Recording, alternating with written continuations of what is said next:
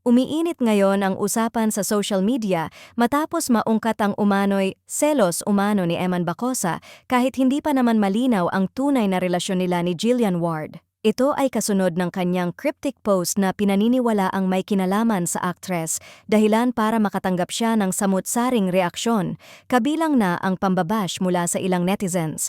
Ayon sa mga kritiko, tila napaaga umano ang emosyon ni Eman. Hindi pa nga sila, parang may pinagseselosan na agad, saad ng isang netizen.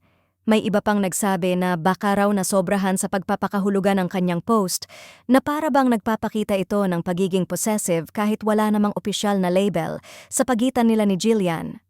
Mas lalo pang nadagdagan ng intriga nang may ilang netizens na naglabas ng opinyon na si Rahil Beira umano ang naunang manligaw kay Jillian.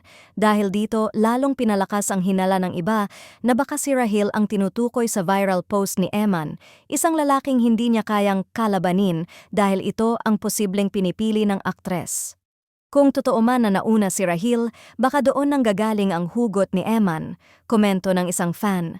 Samantalang ang iba naman ay diretsahang nagsabi na tila late na si Eman kung sakaling may feelings nga ito para kay Jillian.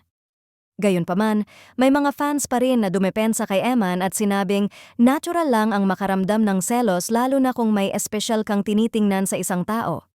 Hindi mo makokontrol ang feelings kahit wala pang label, saad ng isang supporter. Sa kabila ng lahat ng ito, nananatiling palaisipan ang tunay na estado ng relasyon ng tatlo. Walang kumpirmasyon, puro haka-haka, pero sapat na iyon para pag-usapan at pagtalunan ng fans online. Habang wala pang malinaw na sagot mula kina Eman, Jillian at Rahil, tila hindi pa matatapos ang isyong ito. Lalo na't bawat kilos at post nila ay binabantayan at binibigyan ng kahulugan ng publiko.